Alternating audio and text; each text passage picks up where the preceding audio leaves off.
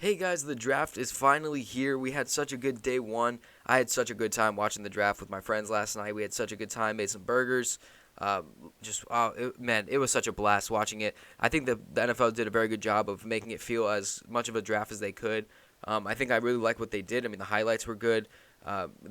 Goodell was doing a lot with his setup there. I think that was very good, especially with the camera angles and everything. So it didn't really feel that much of less of a draft than the other drafts. The only thing we're missing is really the players walking out, which is pretty special, which does suck to not see. But overall, a very fun and interesting draft. I want to know what you guys think about the draft in your opinion.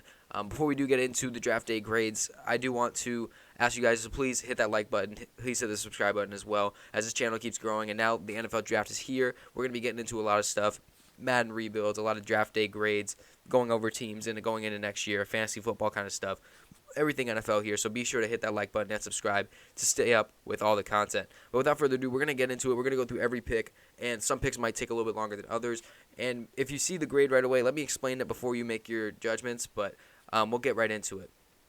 So we're starting off with Joe Burrow. It's an A+. Everyone knew this was going to be a pick, and it finally happened, and it was really cool to see. I do want to say before the draft started, I was looking at my mock draft I did yesterday, and I was like, man, I wonder how this is all going to work out. I went 6 for 7 on the first 7 picks. I missed out on the Herbert pick because I said they should get an offensive lineman. We'll get into that later. And then once Isaiah Simmons went to the Cardinals, it kind of messed up the draft. But I hit a couple outside of that.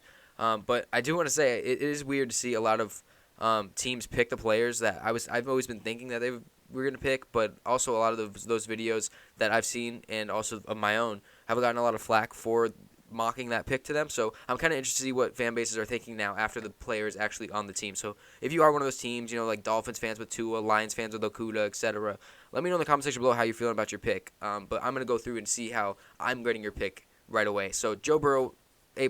I mean, they need a franchise guy. Andy Dalton's not going to be their guy anymore. We already knew that. This is the best college football quarterback. Had arguably the best season of all time last year. He can do it all. I mean, that's really what you're looking for. I think he's going to translate well to the NFL level. A.J. Green's going to be well. Hopefully Mixon doesn't hold out, and this team will actually look a little bit decent. I have them probably getting 6 or 7 wins next year just by getting a good quarterback alone. So Joe Burrow to the Bengals is a very solid pick. Now going over to Chase Young and the Redskins at pick 2. I am getting a B+. Now, this has nothing to do with the player. They got the very best player in this draft class, probably in the past 5 draft classes. That's how good I think Chase Young is. I think he's that much of a generational talent. The reason I'm giving it a B+ is because they were kind of forced into making this pick. This player was way too good to pass up no matter what you need on your team. And the problem with the Redskins is they have so many needs on their team. I mean, you look at it right now, there shouldn't be a position battle at the quarterback, but there is. You don't know if Kyle Allen, Alex Smith, or Dwayne Haskins is going to be the quarterback next year. Running back position, they're rolling in with a hurt Chris Thompson, a hurt Darius Geis, and Adrian Peterson being 34 years old. Receiver position, they really only have Terry McLaurin and some rookies, that they hope progress. They don't have anything at the tight end position. Offensive line's a big need. Trent Williams doesn't want to play for them anymore. Then you go to the defensive side. They let Norman go. They let Dunbar go. All they got to show for is Kendall Fuller, which is good, but they could use more people in the secondary. They could use another linebacker as well. We don't know what's really going to happen with that. But overall, their front 7 is their strong suit of the team, and all they did was bolster it even more, which is going to create problems with the guys like Matt Ioannidis and such, and Ryan Kerrigan, who play on the edge. But now with Montez Sweat and Chase Young there, you're going to need to figure out what you're going to do with those contracts if you're going to send them somewhere else and everything. It just creates a lot of issues, which is, it's an easy fix. You got the best player in the draft as Redskins fans, and you should be genuinely excited about that. I was talking to my cousin, who's a huge Redskins fan. He loves the pick. He said it sucks that we can't fix the other holes, but Chase Young is the best player in the draft, and it's like you're completely right. So hopefully the Redskins can do something with this pick. But looking at the rest of the team, all that's really gonna look good on their roster right now is their front 7. And other than that, they're looking like a poor team still, and it looks like they might not be too far away from this pick next year as well. Then we go over to the Detroit Lions here. Jeff Okudah was the selection at pick 3, which I have always had him being there. I don't think I've switched it up once in any of my mock drafts. I have him getting an A here, simply because it's a weird. I don't think it's like a A+, perfect grade. It's very close to it. Don't get me wrong, but I think Derrick Brown was an interesting selection if they wanted to go that route. They could have traded down, maybe gotten a C.J. Henderson even. I think it would have been a solid pick as well. But overall, getting Okudah at 3, yes, it's a little bit of a risk taking a corner this high, but Okudah's a beast. Taking him at 3 is very good. I think he's as close to an A+ as possible. He's probably at that 95 right now. He's literally on the A. If he needs like 1 or 2 more points to get up to A+. But overall, I think that the Lions did hit this one out of the park, and I think that they're going to love what they get out of Jeff Okudah. Now, it's going to seem like a little bit of a hometown bias, but I have the New York Giants, my New York Giants, with an A+ for the Andrew Thomas pick.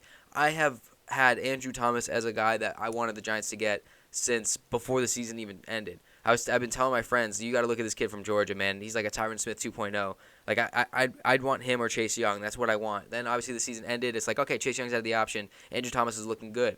Then, throughout the offseason, there's the Isaiah Simmons picks, which were very interesting to try and mock him there. This past week, I kind of grew a little bit less on Isaiah Simmons. I had a big board video plan to come out, but the file corrupted when trying to upload, so that never came out. But I've always said Andrew Thomas was the best tackle in this class. I've never shied away from that. And I think that there's no reason he wouldn't have been. I mean, this guy has been doing it for 4 years at left and right tackle. He plays both. He's doing it at such a high level. People loved Mekhi Becton because of his combine and his size and strength and everything. We saw him fall. We saw Jedrick Wills go to 10, No offensive lineman even went top 10 other than Jedrick Wills at 10, So, obviously, it wasn't as heavy of an offensive line class at the top as people thought. And that's the problem with only listening to experts and not thinking for yourself. You really got to go in, look at the tapes for yourself, and look at what you see in a guy. And when you look at all these offensive linemen, yes, they're all very good, but Andrew Thomas stands out, especially because he did it at both positions. So when you look at what the Giants can do with him, they can play him at right tackle this year ahead of Nick Gates, and then you can move him to left tackle. Even if Nick Gates can progress into being the starting right tackle next year, you can cut Solder all that money after this season, and Andrew Thomas can be your starting left tackle and protect the blind side of Daniel Jones. No matter what, the new offensive line coach from Dallas, you got Andrew Thomas. Hopefully Solder can pull something out of his ass and become a better left tackle. Hernandez and Zeitler, I mean, the offensive line is looking a lot better than it has the past few years in a long time, honestly. So Andrew Thomas was an absolute amazing, solid pick. He's going to be able to start right away. Then going to Miami, I'm giving them an A+ as well. I've had Tua going to them all offseason as well. Why change it? This kid is going to be the change of the franchise. He's going to be that face that Miami wants, and he's a great face to be in there. He's a great guy. He's a well-loved player in Alabama. He's a well-loved person from out of Alabama as well. Just watching interviews and stuff, you see he really is passionate about the game. He wants to be the best he can be. He wants to do everything he can, and I think he's going to do it. Now, the perfect situation for him is Miami. You have Fitzpatrick. You have Rosen. You can use them this year if you want to redshirt Tua for a year. If not, you can see what Tua is looking like, because, I mean, they're saying his hip looks better than it did before his injury. So he's going to recover more in the offseason. You go through OTAs with him. You go through the training camp, and you see what you can do. Maybe even throw him in there in the preseason if you want. It's really up to you. But I think that if he is healthy, you could play him day one. If he's healthy, if you're like, there's no risk. If every doctor's like, there's no risk if you play him more than playing Ryan Fitzpatrick. There's no difference between the risk of them playing. I'd be playing Tua day one, and you run away with it. I think he's going to change the franchise, and we'll get to some more Dolphins picks later on in the draft. But I think the Dolphins hit this one out of the park. Now going over to the Los Angeles Chargers, I gave them a B for selecting Justin Herbert. Now, it's a little bit of a couple of things. One, I personally don't think that they needed a quarterback here. I've shown this in my mock draft. This is the only one out of the top 7 I missed. Justin Herbert, I think he's a good quarterback prospect. I would say I compare his career as going like a Joe Flacco, Andy Dalton type of career, where he's going to be the franchise guy for 10 plus years, and then he's going to start to fizzle when he gets into his 30s, and people are going to look like, hey, but when do we move on from this guy? He's not going to be a guy who's going to take a shit roster and make them a Super Bowl contender. He's not going to be able to elevate them. He's going to be able to play good on a good team, and that's really, he's a game manager. He's going to be good, and that's what you're going to, I mean, especially with the offense he's around. He's got Eckler in the back. He's got Keenan Allen and Mike Williams with Hunter Henry, a pretty solid some of the offensive line. I mean, he's going to do well there. I just think that if you had Tyrod, or if you signed Jameis or Cam, or traded for Andy Dalton even, I think that they would have a better year that with an offensive tackle selected here, like a Mekhi Becton or even Tristan Wirfs or Jedrick Wills. I think that if you would have gotten a left tackle, somebody play at left tackle because you traded Okung for Trey Turner, which was highway robbery. You did such a good job with that trade to get someone at left tackle to protect whatever quarterback you wanted back there. I would just be more happy if I was a Chargers fan if we had, let's say, Mekhi Becton and we signed Cam Newton or we signed Jameis Winston. I'd be happier with that than having Justin Herbert and now looking at the offensive line and saying, wow, he might get hit a lot from that left side because we don't really have a sure enough left tackle to start. And that's the only thing that's really a big risk here. I think that they could have done better at this selection, but they did get another first-round pick, and we'll talk about that as well. But overall, I like the pick. I think Herbert's going to be a very solid quarterback for a long time. I just would have rather something else, in my opinion. Then going on over to pick 7, I have the Carolina Panthers getting an A+ for selecting Derrick Brown. He's a top 5 grade in my opinion. He's such a beast. I really love his game and what he does plug in the middle. I think that he does a lot for a team. And, for him to be at pick 7 was a blessing. I've always had them getting him at pick 7 over Isaiah Simmons, over Jeff Okudah when he would fall. I mean, whatever it is, I think that people kind of overestimated Isaiah Simmons in the draft process, and we'll get to him next pick, obviously. But A+ for Derrick Brown. There's not even much to say. I mean, you fit him there with Brian Burns. You have such a solid defensive line, again, for another 10+ years. Like you had with Kawan Short and Thomas Davis and, back at all those guys, Julius Peppers and everything. So, Derrick Brown's going to fit in so well. I love him in the interior, especially after losing McCoy and Poe, which you were fine with anyway. This is going to be a great pick for the Panthers. This is the start of a new regime here in Carolina. So Matt Rule's first pick as the head coach. I like what they did here. Then we go over to the Isaiah Simmons selection at pick 8 from the Arizona Cardinals. I gave it a B-, and I forgot to change the colors on here, so it's going to be the Carolina Panthers colors for the B-. But I gave it a B- because simply he fits, but he doesn't, A lot of scouts say he's probably going to play safety, which you're going to have to play him over there's a couple safeties last year that were actually playing very well for the Cardinals later in the year. I can't even think of their names. One was out of Alabama, who I loved going into the draft last year, and it's going to bug me. I don't think of his name, but if it comes to me, I'll say it. But you're probably going to have to play him at safety. Maybe you could play him at outside linebacker, but they run a 3-4 there, so it's not really going to fit, in my opinion. So it's going to be weird. If you figure out the fit for him, I think he's going to be a great player. But that's not even why I gave the B-, right? You need offensive line, man. Kyler Murray was getting sacked too much, and going into next year, you have the same offensive line. You don't even have a second-round pick. You got to wait till pick the third-round pick, or you have to trade up. I mean, in my opinion, you needed to go offensive line here, especially when the only one that was taken off the board so far was Andrew Thomas. You still had Mekhi, you still had Wirfs, you still had Wills, and you want to address that right tackle position, get a Wirfs or a Wills. I had them getting Jedrick Wills here. I don't see how they passed up on those guys. Obviously, I think Isaiah Simmons is a huge talent. I think that he has such a versatility that it's hard to pass up on him. But the teams that passed up on him for a guy that fits better, I think are going to look a lot better than... You just got DeAndre Hopkins for Kyler. If Kyler would have half a second more in the pocket, he'd be able to throw a lot more to DeAndre Hopkins. You're going to see a lot next year where, DeAndre Hopkins or Christian Kirk is going to be ready to catch a ball on the run, but the throw is going to be a little bit behind to where they're going to have to catch it and just kind of get down, And it's not going to seem like a big deal, but, it adds up. I think offensive tackle, it's such a strong class with all of them still being there. I think that was a pick they had to go get, and they didn't. So they got Isaiah Simmons. Still a great player. Still, it's above average pick. That's a B. B-. Still above average, which is C is an average, obviously. I just think that offensive tackle was way too big of a need to pass up here. Like the player, don't really like the fit as much. So B-. Then we go over to the Jacksonville Jaguars. I had them getting a straight up A for Jacksonville Jaguars for C.J. Henderson. I love the pick. If I didn't have them getting Isaiah Simmons in the mock draft, I would have given them C.J. Henderson. He's really able to do a lot as a corner. His tracking speed is insane. People worry about his tackling. I've told it before. I'm not worried about it. I'm not worried about any corners tackling in this freaking draft. That's the biggest knock on every corner is their tackling. It's just the one thing that everyone likes to jaw about the position. But he's able to do a lot. He's going to be a number one corner for them, and he's going to fit in so well. I really like his game. I think he's going to translate well to the next level. I can't wait to see what he does in Duval County, and Duval should be happy with this selection. Then I go to the Cleveland Browns, where as hard as this is to do, because I'm not a big fan of what the Browns have been this last year, especially how the players have acted and stuff, it kind of rubbed me the wrong way. A+ for the selection of Jedrick Wills Jr. What a pick for Andrew Berry. I think it's their new GM. I mean, this guy is my favorite right tackle in this class. Over he's my best available tackle, honestly, and out of these guys. I had him going to the Cardinals before, but for him to still being there at pick 10, they had their pick of the litter for not the pick of the litter, they had the pick of the gold mine for tackle positions still there. The only one got was Thomas, who I think a lot of people had Thomas as their highest tackle. That's why you see a lot of teams not trading up for a tackle or whatever. But you look at what Cleveland took here in Jedrick Wills. You get a solid right tackle. You can move Conklin back over to left where he played in college, and you have an offensive line who's going to protect Baker very well. This is a year where Baker can't mess up physically. If he messes up, it's on him. There's nothing that can be done where it's like, okay, well, Baker's getting sacked a lot. Baker's the problem. No, this is Baker has an offensive line. He has offensive weapons in Hooper and Njoku and Beckham and Landry and Chubb and Hunt.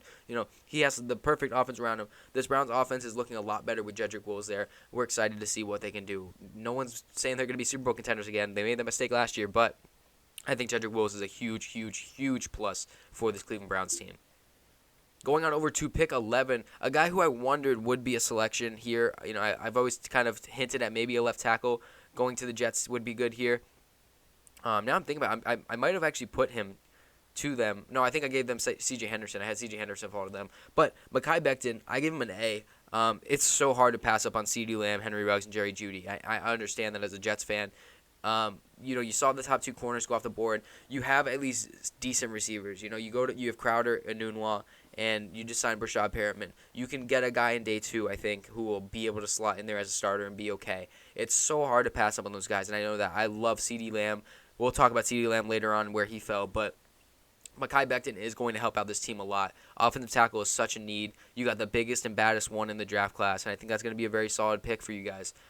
It's going to help Sam Darnold. Le'Veon Bell is going to be a lot happier with some offensive line help. Hopefully Adam Gase just can't screw this up, or he needs to get out the door. He should have already been out the door, but Bill O'Brien's still a person. That's why I think a lot of people still have their jobs that are stupider. But Adam Gase, hopefully he can make something out of this offense. Hopefully Le'Veon Bell can become a solid running back like he once was, because he was not looking good last year, and it really wasn't his fault. So Mekhi Becton, I think it's a very good pick, A for them. Then we go over to the Las Vegas Raiders, Henry Ruggs. I have them getting an A grade for this one. Pretty simple. It's not a perfect pick because I don't know if there really was a perfect pick for them. Maybe I think CeeDee Lamb probably would have been the perfect pick for me, but I think this one fits a lot as well. I don't think there would have been a pick that would have been an A+ for me. I think either way it would have been an A. They need a receiver. They got a receiver. It's really eye of the beholder on how good it's going to look. But when you look at what they are going to roll out with, Tyrell Williams, who's a big play guy, 50-50 ball guy, he had a touchdown in like his first 5 games last season. He's going to be there. You have Henry Ruggs now, who's a big explosive play guy, 4.2 speed. He only had 1 drop at this last season in college. That's going to be a huge get for them. And then you go on over, you still have Hunter Renfrow. You just signed Nelson Aguilar as well. You have a very solid receiving core for Derek Carr going into next year, as well as adding Darren Waller last season to the tight end core, just being a beast. Offensive line, you got Incognito back. I mean, this whole offense is looking like a very good offense. Josh Jacobs should be healthy. It's really just building the defense, and they're going to address that later, as well as probably in the next few rounds that we'll see today. But I love the Henry Ruggs pick. I think it's a great fit for him. Al Davis would be happy. Now we go on to pick 13, where the Buccaneers traded up 1 spot to get Tristan Wirfs, the right tackle out of Iowa, the last available top 4 tackle, and Tom Brady's happy. I mean, to have Wirfs and Gronk lining up next to each other on run plays will be insane. He could have been, people had him going as high as number 4 to the Giants, which I never really liked. I thought he wasn't that high of a prospect, but he's an athletic freak. I mean, if you were watching the draft yesterday, they showed the video of him jumping out of the pool. I mean, it's insane, his athleticism. He was a wrestling star, a track star. I mean, this guy's athleticism 101. So in an offense as high-flying as this Buccaneers team is going to be, I think it's hard to pass up on Jerry Jeudy and CeeDee Lamb here if you're the Buccaneers, because that's just a holy shit kind of moment for the Bucs and Tom Brady. But getting Tristan Wirfs is going to help protect Brady and protect whatever you get at the running back position, hopefully in this draft as well. But I love the pick of Tristan Wirfs. I think they nailed this out of the park. That's an A+. Then we got over to the 49ers at pick 14, traded down 1 selection, ended up taking JAVON KINLAW out of South Carolina, and I absolutely love JAVON KINLAW. You've heard me rave about him. I thought he was a top 10 talent in this draft. I think he really is. I mean, when you look at what he did at South Carolina, he's just a pass-rushing machine. And when you traded DeForest Buckner with this selection, and got the selection back is what I'm saying, I don't see how you didn't go D-tackle to replace him. Because you look at it, I talked to some Niners fans. It's like they were saying, our defense wasn't the weak spot last year. That we made the Super Bowl and our defense was not the weak spot. Why would we draft a weak spot over Jerry Jeudy? Well, you want to maintain that, don't you? The reason you made it to the Super Bowl was that defense. You're correct. You just lost one of your best defensive players in DeForest Buckner. DeForest Buckner is a big reason why Nick Bosa was as successful as he was, why Armstead was as successful as he was, why everybody else was as successful as he was. Buckner really held down that interior very well. So you need to be able to get another guy that can do that, or else you're not going to get the same production out of everyone. So getting JAVON KINLAW is a huge, huge get for them. I love the pick. I think he's going to do great in San Francisco, and I can't wait to see what these Niners do next year because they got another star at the second position that they drafted. Then going over to the Denver Broncos, A+ for getting Jerry Jeudy. They sat pretty, and they are reaping the benefits getting Jerry Jeudy from Alabama. I mean, best route runner in the game, polished. He's going to be able to do a lot, especially next to Courtland Sutton. It's going to be a fun offense to see next year. Hopefully Drew Lock can hold up with what he was doing later in the year. I think he's going to be a good quarterback. They got Melvin Gordon, Noah Fant going into his second year. This is definitely going to be a fun team to watch next year. I can't wait to see it. I think Jerry Jeudy is going to be amazing in this offense. There's not even much more to say. I mean, people had him as the best receiver in the class. He falls to 15, and I like what they got here. Then we go on over to the Atlanta Falcons. Another pick that I actually guessed in my last mock draft was A.J. Terrell going to the Falcons here, and they did it. And one, I was surprised they did it, but they did it, and I was ecstatic because I was like, man, that's another one I nailed. And that was one I didn't even feel comfortable about was doing A.J. Terrell. But A.J. Terrell going to the Falcons, I gave it a B+. Even though I guessed it, there's still a risk, The risk about it is, anyway, the reason that I give it a B+ is just I think it's a great fit. I think he's a lengthy corner. I think that you can get a lot from him. The reason that it's a little bit risky is I don't know if he's the best corner available on the board. I like Christian Fulton. I like Trevon Diggs. I like Jeff Gladney. There's a lot of different guys here, but I think that getting him here, he does add a good presence because he's going to be just solid. That's what he is. He's not going to be the best corner in the league, in my opinion. He's not going to be a bust. He's just going to be able to go out there and produce well at the cornerback position. I like A.J. Terrell for them. That's a B+. Then we go on over to the Dallas Cowboys, and I give them an A- for the CeeDee Lamb pick. Now, before any Cowboys fans get up on my back, it's a pretty simple process. You saw me talk about it with the Chase Young pick as well. You got the biggest steal in the draft. There is no one saying that this is not the biggest highway robbery in the draft class. Getting CeeDee freaking Lamb, my best top receiver in this class, top 10 talent for me, falling to 17, not even having to trade or anything. Getting him at pick 17, I mean, that is absolutely insane. I love CeeDee Lamb. I think this is Hopkins 2.0. And for him to go join Amari Cooper, Michael Gallup, and company in Dallas, I think that's going to be awesome. But it's an A- because wide receiver is not a thing that you needed to address in the first round. Yes, you could not pass up on CeeDee Lamb. It's the same thing with Chase Young. You kind of got stuck in that situation where you weren't able to pick anybody else. But when you look at what they need, they could use someone off the edge. They need secondary help. You can't go into the year with Awuzie and Anthony Brown as your top two players in the secondary. Clinton-Dix has been passed around. He's not looking like too hot of a talent anymore. Even on the offensive side, receiver is a need, but you probably could have got that later on. I think this offense without CeeDee Lamb still would have been a top offense last year or next year. I mean, with Dak Prescott thrown into him, Michael Gallup is playing very well. Cooper is playing very well. Zeke's playing very well. This one kind of just weirds me out. It's going to create a good offense for Mike McCarthy. He likes those high-flying offenses, but the defense is going to look very, very poor next year compared to what they can do in these next few rounds. We'll see what they can do with it, but overall, looking at it from just the first-round standpoint, unless they do something drastic for the defense in the second round, I just don't see a way that their defense is going to look that good. It's going to be a lot of high-scoring games in Dallas, and hopefully they can pull out the wins for those. Then we go over to pick 18. The Dolphins selected Austin Jackson. I give him a B. I don't think that he was the best available tackle on the board. I think that they could have even maybe waited till their next pick, or even when they traded after, gotten their next pick. They still could have got a tackle like Ezra Cleveland or Josh Jones. I would have liked them a little bit more over Austin Jackson in those spots. Picking him at 18 just seems like a little bit high for me, especially with the talent that was still on the board. A lot of different things they could have addressed. But overall, it's a solid pick. That's why it's a B. It's going to help them out. It's going to help Tua a lot as well. You like what you see from this team going into these two picks because you got your quarterback. You got someone to protect your quarterback, and you'll see what they do with their other 100 picks that they have in this draft. But I like what Miami did here, getting Austin Jackson. I think they could have done better, but overall, it's a solid pick. Now we go over to pick 19, where the Las Vegas Raiders selected Damon Arnette out of Ohio State. I gave us an A-. Now, if you guys haven't noticed, I mean, I absolutely love the Damon Arnette pick. I talked about him a lot in my last draft, my 2-round mock draft, my last 2-round mock draft.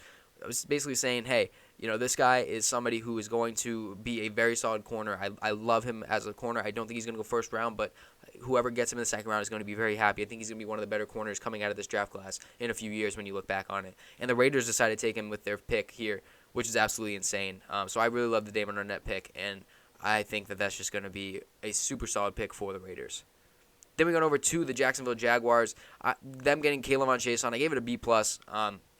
I think that when you look at what they did here, it kind of creates a dynamic. I'm not huge on Chaisson. I think that if there is a biggest bust, if I had to pick, hey, if you only could pick one player who would be a bust out of the first round, who would it be? I would probably pick Chaisson. I'm not too high on his ability to play. I think that he's a little one-dimensional, in my opinion, just from what I've seen from him. He's still a monster. I think he still would have went first round no matter what in my mock drafts, but it's definitely a little bit of a risk from my opinion. And what you did here is you got an edge rusher where you still have Ngakoue on the roster, and you have to figure out what you're going to do with him. There's no way you keep him after what he was saying to the owner's son. There's no way you keep him, and no trade. They were said no trades were sent to him to the Jaguars for Ngakoue. Nobody even called for him. So Ngakoue is ruining his draft value. You just drafted another edge rusher. You created a bunch of problems for yourself here. So it's a B+.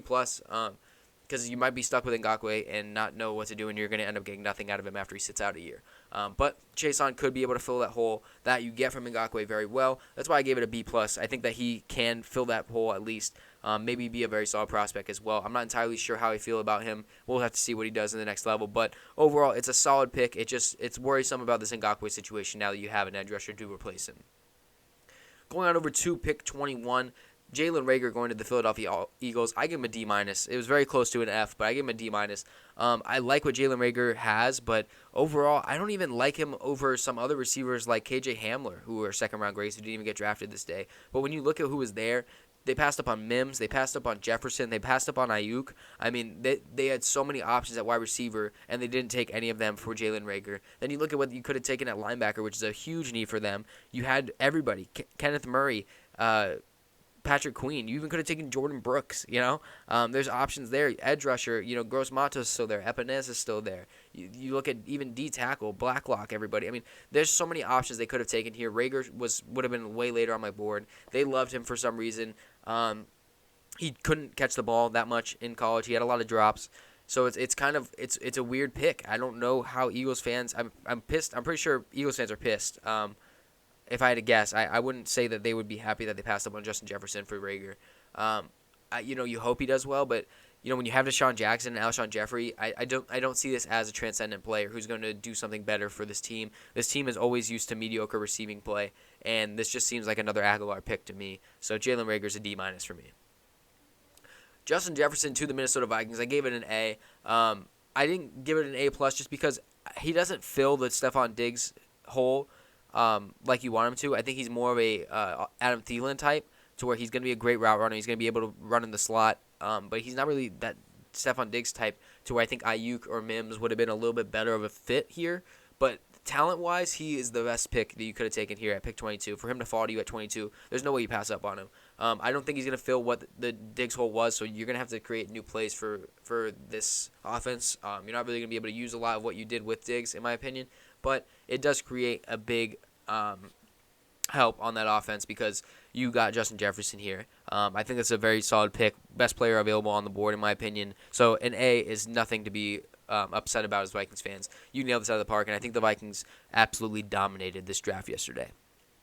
Then we go over to the Chargers pick at pick 23, trading up with the New England Patriots to get the New England out of the first round. They ended up taking Kenneth Murray after they traded in. I gave it a C+. It fits. It's a perfect fit. This kind of linebacker in their defense works perfectly well. But once again, what I talked about, they didn't take an offensive tackle early on. You look at Ezra Cleveland, you look at Josh Jones, other guys that were available here. Those wouldn't have fits to help out Herbert a lot. You even look at what you have behind Keenan Allen and Mike Williams. There's really no depth behind there. You could have gotten Ayuk or a Mims.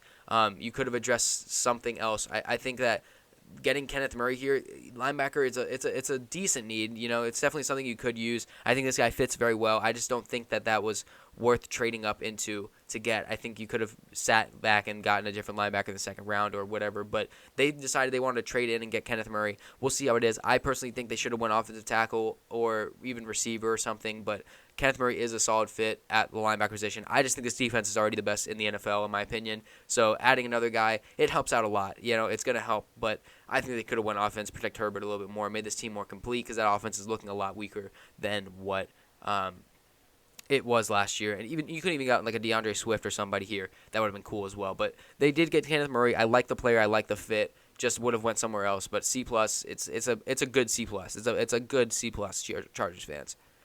Then we got over to the New Orleans Saints. So they picked CESAR RUIZ, the center out of Michigan. I give this a B- because they got Eric McCoy, and he was an absolute star for them last year. You know, they have Larry Warford, which I think they're probably going to replace him with RUIZ after this year because they have I'm blanking on the left tackle or the left guard's name. Andres Pete, right? Andres Pete's their left guard, I believe. Whatever it is, their offensive line is very solid already. So getting him, it's not going to help you right away when you look at, you know, Christian Fulton's still on the board, Jeff Gladney's still on the board. Trayvon Diggs still on the board. You know, corners that could really help you right away. Even the linebacker position, Patrick Queen is still on the board. He's literally a few miles away from New Orleans, playing in LSU. So passing up on a linebacker, passing up on a corner for CESAR RUIZ was a little weird for me. He doesn't seem like he's going to make an immediate impact for me. So I didn't really like the pick. I love the player. I think he's a. Long story short, I think they could have went somewhere else and done a lot more for their team, especially going into next year, looking as good of a team as they are. But they get a depth piece in RUIZ. Can't complain about it. Love the player. Love him as just a mauler on that offensive line. But, yeah, I think they could have went somewhere else.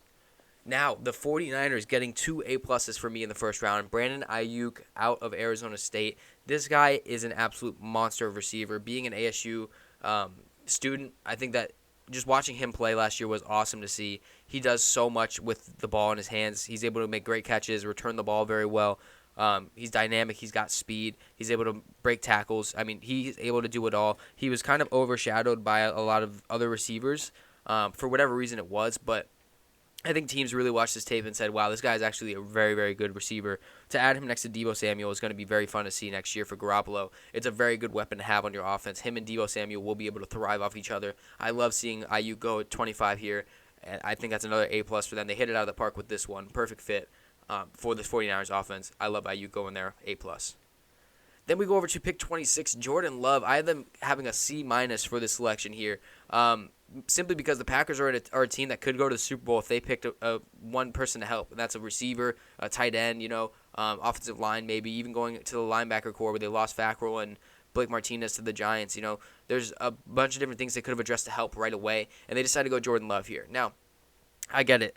Aaron Rodgers is 36 years old, but he's a good 36. He's not looking like slowing down. Where this does help you and why it's a C-, not a lower grade, is because Aaron Rodgers has missed time the past few years because of injuries or whatever. Now, if he's hurt and you're not sure if he should be playing the next game, you can give him that week off and throw Jordan Love in there, and he will be a superstar. I love Jordan Love. I think he is going to be one of the best quarterbacks coming into the 2024 season, 2025 season. I think he's going to be one of the best quarterbacks. I really do. I think he has that much talent. I think he has that much potential, that much upside. I think the Packers will be able to get that all out of him.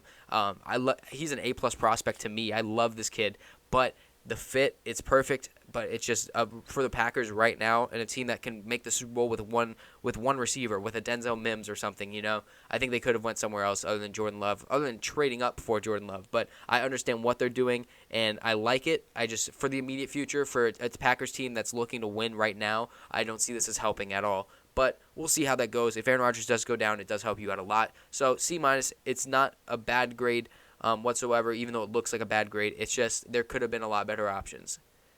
A bad grade looks like this, and that is an F for the Seattle Seahawks. There's a reason why Seattle Seahawks usually trade down out of their first-round picks, because they always, simply, they mess them up every time. They screw it up almost every time. You passed up on Patrick Queen, an interior linebacker, for an interior linebacker in Jordan Brooks. Now, Jordan Brooks is a great prospect. He's got a lot of speed. He doesn't really have the play rec. He doesn't really have a lot of other things. He's a very raw prospect to me. and you passed up on Patrick Queen. You passed up on an edge rusher in Gross Matos or Epineza. You passed up on a safety in Xavier McKinney or Delpit. You passed up on a corner in Trevon Diggs and Gladney and Igbenogany and Jalen Johnson. You passed up on all these different guys. Even going receiver, you could have got a Mims. You could have went for a running back. All the running backs are still on the board. The offensive line, Ezra Cleveland is still on the board. Josh Jones is still on the board. Biadish is still on the board. I mean, you have all these options, and somehow you fall on Jordan Brooks as a player. They were very happy about the selection. They picked LJ Collier last year in the first round and it messed up. So hopefully they do like last year and get their best picks in the second round, but this does not look like it's going to be a perfect fit. It's going to be good in this offense, but I think you could have picked so much better players in Patrick Queen or any of the other people I named. I think this is a second-round player. High of a reach for me. Didn't like the pick at all. I think they messed this one up. Then going over to the next pick, the Ravens get an A+ for Patrick Queen. Why? Patrick Queen shouldn't be past pick 20, in my opinion. And he falls to 28. Shouldn't have fallen past 27 if they were going linebacker, but they were, and they went somewhere else. Patrick Queen is my favorite linebacker in this class, interior. I mean, Isaiah Simmons is obviously there, but I think Patrick Queen, his play recognition is what just makes me fall in love with his tape. Every time I watch his tape, just seeing him scan the field and just absolutely attack when he knows what the play is happening. I mean, he's very quick with his decisions. He does very well. I love this guy. He screams Ravens linebacker. So for him to fall to the Ravens, I think this is a perfect fit. He's going to have a lot of fun on that team. That team is having a lot of fun in general. So him learning with Calais Campbell on that defense, Earl Thomas on the defense, I think they're going to have a good time there in Baltimore. Patrick Queen is an absolute perfect fit for this team. Going on over to Isaiah Wilson at pick 29 for the Tennessee Titans. I gave it a B-. You lost Jack Conklin, so getting a right tackle was a need. Obviously, you have Dennis Kelly, who you could put there, which I think he probably will play there over Isaiah Wilson. But Isaiah Wilson, after a year, I think will be a solid player. I don't know if he was a first-round grade, in my opinion. I think you probably could have even taken one of the other guys, like I keep naming Ezra or Josh, and maybe transition them to right tackle. It might have been a little bit better, but Wilson is a very good tackle. He's been getting a lot of hype the past few weeks. For him to go here at 29, I like it a lot. Once again, I think that they could have went somewhere else. Maybe gone receiver with Mims still on the board. You look at edge rusher, Gross Matos, Epineza still there. There's different spots they could have gone. Even corner to replace Logan Ryan with Trevon Diggs and Fulton still being on the board, Igbenogany. But pick 29, I think, is a very solid spot for Isaiah Wilson. A little bit of a reach, but if it's going to help you out for the long run, get a guy like Isaiah Wilson. He's going to help you out. Going to the Dolphins' third and final pick after they traded down Noah Igbenogany out of Auburn. A B, solid B for them. I love the player. He's a track star. He's able to have so much speed. He's going to do so well in that nickel spot. You keep Bobby Kane at free safety. He's going to be playing well there. Rashad Jones still on the top. This defense is looking scarier and scarier by the minute. What worries me is that they could have went offensive line again. Like I said, those guys are still on the board. The offensive line is horrible. Protecting Tua should be your main priority. They could have went there. All the running backs are still on the board, so trading back and still getting a DeAndre Swift would have been cool, or a Jonathan Taylor. Even going at receiver with Mims still on the board, that's a guy you didn't expect to be there. But overall, Igbenogany, I like him. I think you might have gotten a little bit more out of a guy like a Gladney or somebody, but him being a nickel corner is going to be perfect. That third corner spot, you're going to be a very, very scary defense for a long time now with the team that you have built. So it's a great pick for them. It's a solid B. They could have done different, but overall, this is a good fit for them. I like what they got from Igbenogany. You look at the Vikings, man. Like I said, they had the best draft out of anybody. They traded down to 31. They still got a player I thought they should have gotten at 22, and they got a guy at 22 who I thought should have been gone by pick 20. So an absolute monster of a draft class for the Vikings to be able to trade down, get more picks, and still get two guys that I didn't even think they would get one of them. Jeff Gladney, A+, fits them so well. The only person I think that would have fit more well would be Trevon Diggs, but you can't pick Diggs after you let Diggs go after the falling out that he had. It's impossible. So Jeff Gladney, I think, is a perfect prospect for them. He's going to be able to lock down that corner position, that big hole that Xavier Rhodes, Trey Waynes, Mackenzie Alexander all left, and he's going to be able to pick up on that. He's going to be able to run that defense a lot better than it was last year. I think that you're going to add to the secondary probably with the picks you accumulated more, and you see what you can do with that. But Gladney in the first round with Justin Jefferson, Vikings fans, you are probably saying, you had the best draft, and I would agree with you. Then the final pick of the draft, 32, the Chiefs select Clyde Edwards-Helaire out of LSU, D+. I gave it a D+ just because it's a position of need. Like, they drafted a running back, and that's what I think they needed. To pass up on Jonathan Taylor, to pass up on DeAndre Swift, to pass up on J.K. Dobbins, hell, to pass up on Cam Akers for Clyde Edwards-Helaire just seems like way too overreach for me. For a guy that's 5'7" and can't outrun anybody on the defense, it kind of sucks. He had a productive year. He's kind of a C.J. Anderson to me. You drafted C.J. Anderson at pick 32, in my opinion. He's solid, but he's you could have DeAndre Swift. You could have Jonathan Taylor. You could have all these different guys. This is a guy where you're drafting him to be a 1-2 punch with Damian Williams when you could have had a guy who could take over the starting job and run away with it. I just don't see that as a thing. I think that they could have gotten a lot better here, especially when you look, they don't have a corner right now. You had Jalen Johnson on the board. You had Trevon Diggs on the board. You have Christian Fulton on the board. All those people are on the board, and yet you take a guy in Clyde Edwards-Helaire who I wouldn't even have as a top 4 running back. It's just asinine to me. I think it was a horrible pick. Like I said, the D+ is really only because they drafted a position of need in running back. Other than that, they could have anybody else, and it could have been a lot better. So not a big help for the Chiefs, in my opinion. If you could have added DeAndre Swift or Jonathan Taylor to this Super Bowl offense, it just would have made it that much dynamic. I don't think Edwards-Helaire scares anybody. If you had DeAndre Swift, people couldn't guard the run or couldn't guard the pass as much as they like to against the Chiefs because they have to worry about DeAndre Swift. With Edwards-Helaire, I don't see that as a thing. I don't see him as a guy who's going to transform that running game. I really don't. If he proves me wrong, I'll be the first to say it, but I don't see him as a guy who's going to transform the running game, and that's just what I see from the Chiefs. Bad pick for them.